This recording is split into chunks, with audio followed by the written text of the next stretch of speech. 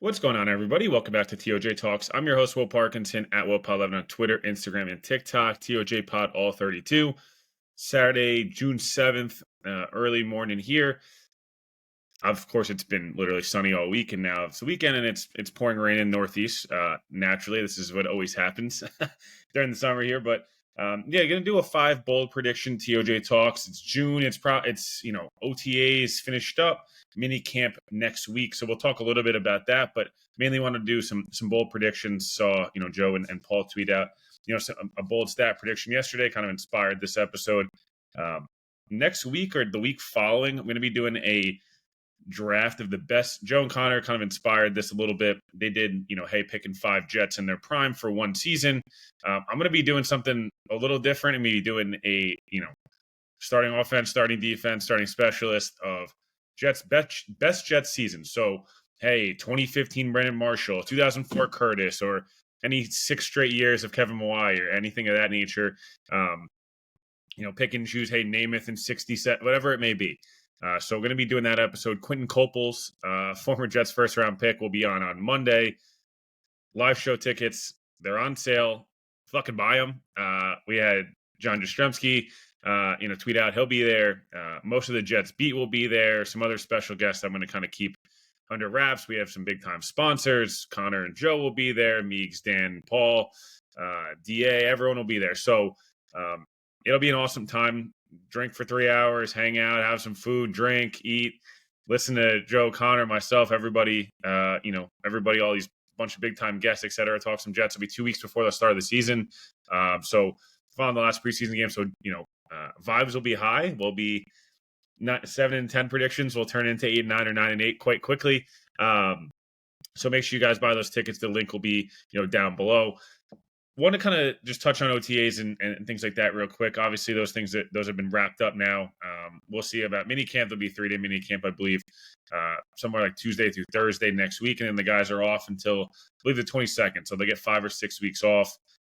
It's not really off because they'll be training, doing things, but they'll be able to be, back kind of home and training with, their trainers and being around their family and wives and kids and et cetera. So, it's been a really good offseason, I think, in my opinion, for the Jets in terms of they've kept the noise pretty quiet. Outside of 1 or 2 things here or there, like it's been a very quiet offseason. It's been quiet OTAs. It's been about these guys just working. I can tell you AG is working these guys. There's no doubt about it. There's intent with some of these practices. It's not just running around for the sake of running around.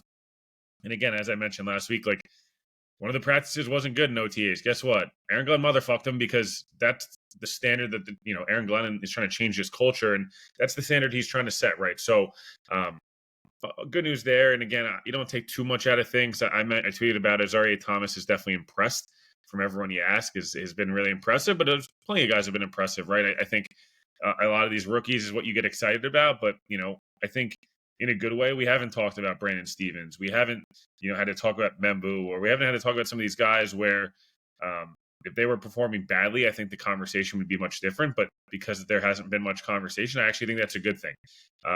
So that's kind of that on OTAs. I don't want to spend too much time, again, non-padded practices. It's really difficult to make too much out of, especially in the springtime. But it's good. The Jets' attendance has been high. It's been good. I wouldn't make anything of Sauce not being there for one day. I would leave that alone, for sure. But Michael Clemens and Corley not being there, I would say a lot of those comments and jokes write themselves, to say the least. I want to do 5 bold predictions. This is, I don't even know if they're bold necessarily, just 5 predictions, and you can judge the level of hot takers for bold. They're going to be, I tweeted one of them last night. I think Will McDonald will have the most sacks by a Jets player not named Mark Gastineau in a single season next year. He's a guy who's 10 plus sacks in his second year. I think this scheme's going to help him. I think this coaching staff is going to put him in a good situation to be successful. I think the talent around him is going to put him in a good situation to be successful. The team is going to be better, in my opinion. And lastly, he's put on 15 pounds of muscle, which we've all been begging him to do. He should be able to kind of really have that breakout season. I think he has 14 and a half sacks, 10 and a half a year ago. Takes a bit of a jump. I think he was 9 sacks through 8 or 9 games last year, and then it kind of fell off a little bit. He was banged up, and the season kind of just went to shit. So believe he's a Pro Bowler in 2025. I believe he has 14 plus sacks. The most outside of anybody not named Mark Gastineau.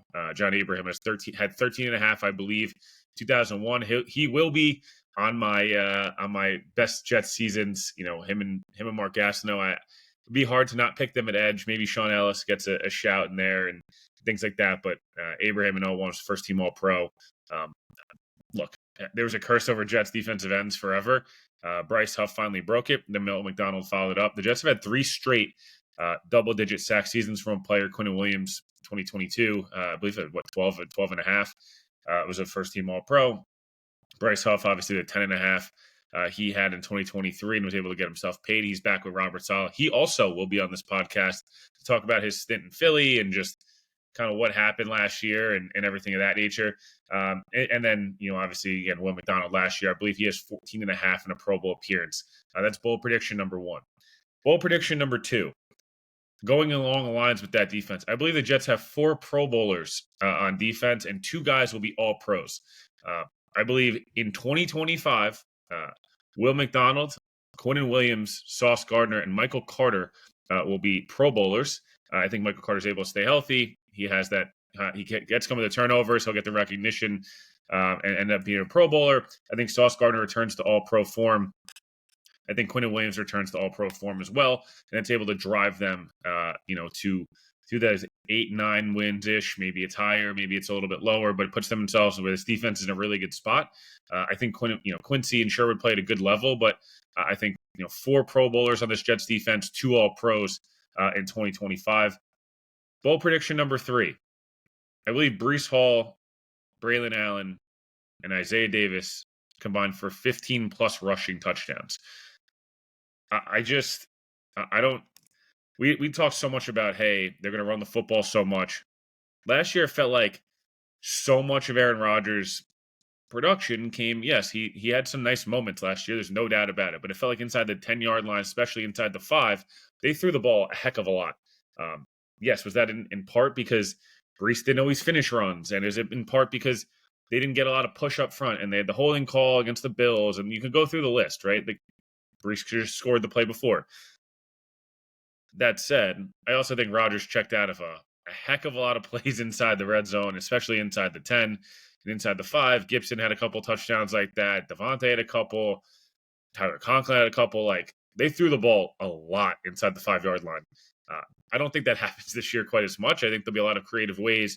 They put the ball in their running backs' hands to punch in touchdowns. We saw it in Detroit. We've seen big touchdown numbers. We've seen guys like Raheem Mostert the last couple of years in Miami put up 20-plus touchdowns himself, and it wasn't like he was a first-team All-Pro back. So, point being, I think 15-plus rushing touchdowns. Maybe it's Breece has 7, Braylon's their red zone goal line guy and has another 5, and then Isaiah Davis punches in 3. I think these running backs will be highly productive. And Fields will have some himself. Don't get me wrong. He better, because that's going to be a key to their offense. But, yeah, I think 15-plus rushing touchdowns. Again, 4 Pro Bowlers, 2 All-Pros, and then Will McDonald, 14 and a half sacks to break the Jets' single-season record since 1984. It's pretty crazy. Gastineau is 3 of the top 4, 4-time All-Pro. That's a topic for another day, but, it just, when you look back at some of the numbers he was putting up in a different era, it's silly stuff. It really is. 22 sacks in a 16-game season where teams weren't throwing the ball 50 times a game is insane. So, shout out to Mark. I know he's a controversial figure in some ways, but he's a heck of a football player. There's no doubt about it. Last 2 bold predictions here. I believe the Jets will have the same. I'm going to change up. I believe the Jets will extend Sauce Gardner and Garrett Wilson before the season. And I believe maybe we may get 1 in-season extension. This is nothing sourced. This is nothing. I believe one of maybe those interior guys, specifically Simpson, potentially could be a in-season, post-London game. We've seen the Jets do this in the past and have some in-season extensions. I wonder if the Jets maybe, go the route of maybe an in-season extension for a John Simpson, or, hey, AVT's playing really well. This new regime's you know what? He looks fully healthy. We feel really good about it. He's now played in 23 of the last 26 games. He's looked like the old AVT. Let's try to they'll be proactive with, I think, a few extensions. I just see this regime trying to change things. And I think, Garrett and Sauce are givens. I think a guy like AVT and Simpson, you can probably pay both. Uh, Simpson, maybe it's like a 1 year, add-on. And maybe, they mask it as 2 for 24, but it's really 1 year, 12 million added on. Or if it's AVT, it's a 4 year, I don't know, $80 million extension, which sounds crazy, but like that's the guard market. So I think one of those guys maybe get an in-season extension. So go bold prediction there. Again, the Garrett and Sauce stuff I've talked about a million times. The Simpson AVT thing, like there's not really a rush to pay either guy, but I could see in season potentially, that changing. Lastly, bold prediction. I wanted to give a Garrett one, just because I think he's going to be a guy that gets so much of a target share and all these different things. I will say Stone Smart has the second most receiving touchdowns by a Jets pass catcher. I don't. There's nothing to back this up for being any type of like real evidence. I just can see the Jets saying, "Hey, inside the red zone, we're going to use Garrett a ton, obviously, and the running backs as I mentioned in Fields, but like Stone Smart's going to play like that big slot tight end 2 role inside the red zone, and he'll come up with 5 passing touchdowns. Or Fields favors tight ends a lot, and I think Mason Taylor will be productive, and I think he's going to be a guy you're going, yep, that's our guy going forward. But I also could see Stone Smart being a really good value signing where he's not a special player. He's still at most a tight end 2, but he's one of those guys who just like has 25 catches in a quarter or whatever, a fifth of them or a quarter of his catches going into the year or like touchdowns or big plays, because he's not going to be a guy that's like heavy target share. He's not going to play a heavy amount of snaps. But when he's in there, he can be a weapon. And, maybe the Jets get some mismatches and Fields is able to field him, some tight end leaks, some tight end screen stuff, maybe a couple stick nods to him, down inside the 10.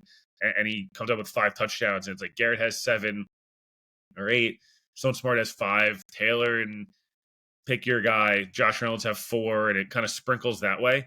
But I could see Stone Smart being like a guy who would go, oh, sneaky, like some fantasy weeks he's really good. Some fantasy weeks he has 1 point and doesn't play much. Other weeks he has 2 touchdowns against the Jags. And you're like, whoa, like, hey, 25, 26-year-old guy, he's making $1 million. What a great value signing just based on a couple of games. So just to recap here, OTAs are finished. Mandatory minicamp, and the Jets are off until the 22nd. Again, everything with a grain of salt. I think we've seen some nice progress from a lot of guys. Things are moving in the right direction. Excited to see the pads come on. I think the Jets running backs will have 15 total or more rushing touchdowns in 2025. Will McDonald will be a Pro Bowler and have 14.5 sacks, breaking the Jets' single-season record since 1984 with Mark Gastineau. 4 Pro Bowlers, 2 All-Pros on defense. I believe Sauce and Q return to All-Pro form. I believe Michael Carter is a first-time Pro Bowler, and I believe Will McDonald is a first-time Pro Bowler. I think Stone Smart is second on the Jets in receiving touchdowns as a pass catcher. I just we'll see what happens on the rest of this team. Many more bold predictions to follow. Live show tickets are for sale. Please go buy them. Would be super pumped about that. Want to try to get as many people in the building as possible. We got a bunch of big time guests, as I mentioned, sponsors, etc. It'll be an awesome time. Joe and Connor will be back on the feed. The other guys, a great episode from Meeks and Dan yesterday on running back tiers and Buck the Trend. I'm sure there'll be some flight plan stuff as we wrap up and head into summer here. Appreciate it for listening. Quentin Copel's on the TOJ pod on Monday or Tuesday. That'll probably drop.